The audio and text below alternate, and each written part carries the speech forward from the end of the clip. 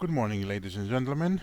It's Yanis here from Nikos Trading Academy, and welcome to another video for our weekly Forex forecast. I hope you had a very nice weekend. I hope everyone is virus free. Many things are going on, market is going crazy. So I think we should focus a little bit more into swing trading.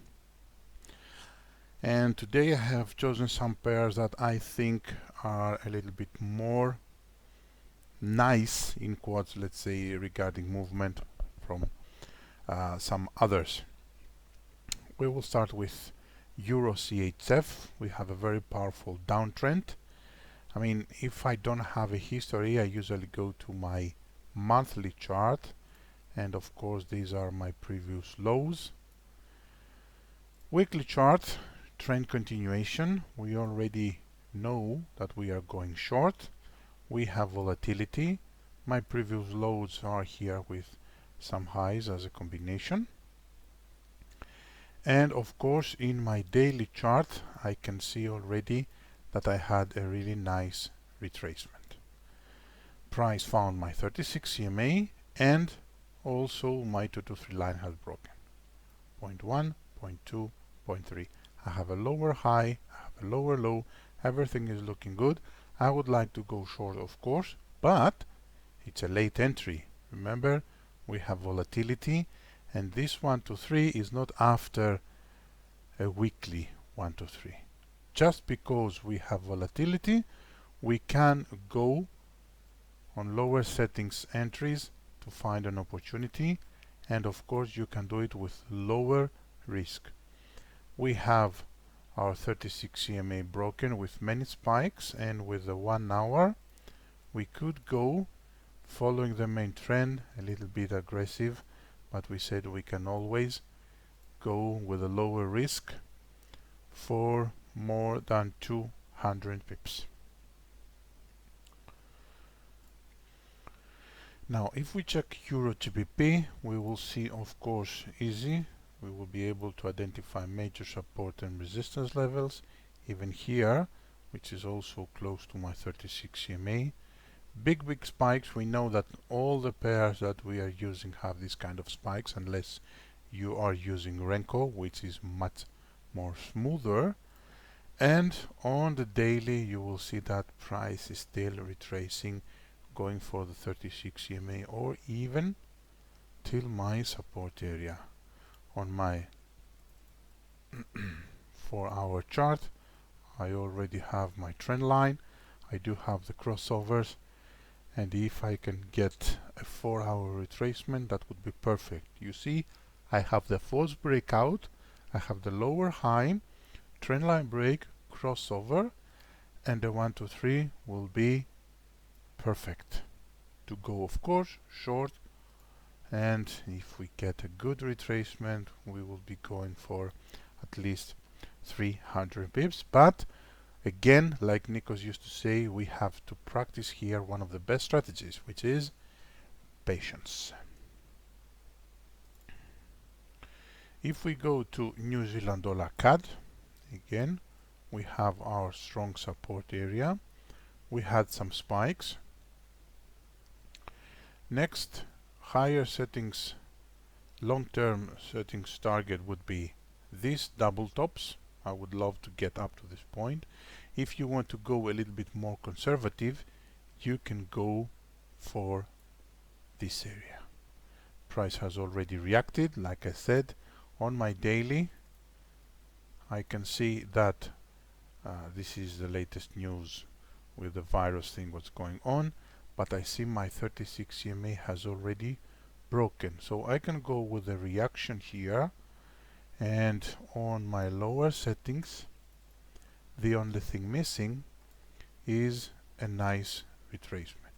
We always want a nice retracement, ideally to the 36 EMA. I have the false breakout, I have the trend line break, I have the crossovers, or here, and a 1 to 3 would be a perfect combination. You see also higher lows. So as soon as you see your 2 to 3 line retracing back to the 36 EMA, you can always go with an entry or combine it with lower settings so you can create your win-win scenario quickly. GBP CAD, a lot of volatility on GBP pairs. On GBP CAD, we know that price has already found previous strong support and resistance, and of course next target can be my highs here. Price has given me the classic spike, and of course you can see now I have the bounce, the crossover, the big 1, 2, 3. Price is on a range.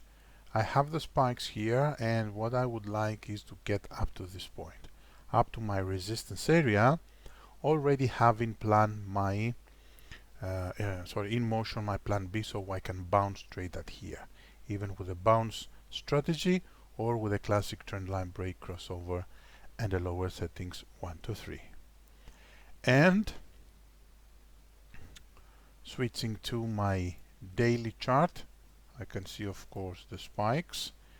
I have already price breaking my 36 EMA moving higher, and of course once more, as soon as I get my retracement on an the 4-hour time frame, I can go long. We already know, we have done it, we have gone through that. In some cases we are waiting price to retrace, in some others price has already retraced and we are waiting for a 2 to 3 line to break. So in this case we are waiting for the retracement, and as soon we see our 2 to 3 line breaking, we go long. Now on EURUSD, if you attend the live room, you have listened me many times saying that we do want to go short still, and that is because if you check a little bit further back the history, price was in a very big range. We had a live room entry somewhere here, or I think here. Yes, here it was a bounce. We got almost 1000 pips.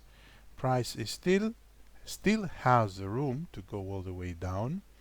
You see here I have spikes again and again and again. That looks much more better on Renko. Give me a second. Where is it? Oh, sorry, wrong button. If you check my 960, you will see that this is my target. Price has the room, Renko looks much more better. No these big spikes. And even if my 36 EMA, I will be going for a bound short on the classic chart. What you have here is your reaction on the 36 EMA, and what you could do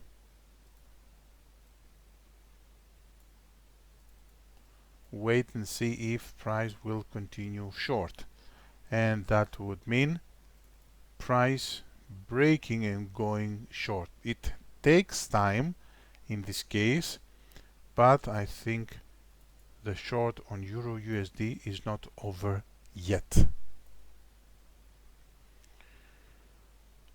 Let's go to GBPCHF, and you can see here one more spike. Let's go to monthly. Okay, I know by the history that where the price is right now, I had a very powerful support spikes. Do I have any other history? Give me a second. No, not so far. Sorry. I have also here multiple tops weekly. You can see my touches. Price is going inside back this zone, and this is like 1500 pips. And of course on lower settings, if price gives me something like that.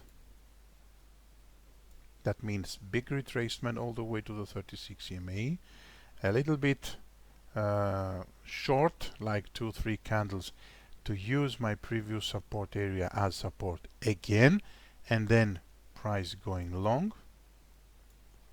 It will be more or less the conservative bounce setup, and we will be going for at least 1,400 pips.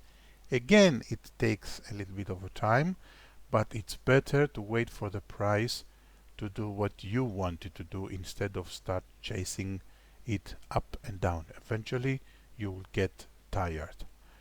You can go a little bit aggressive. Let's see if we have something better here on the 4 hour. Okay, on the 4 hour we have a trend line break, a crossover. We have a 4 hour 1, 2, 3, not on a good area, of course. It's not like, you know, I do have my first 1, 2, 3, but that doesn't mean I need to take the trade. And the 1 hour looks something like that.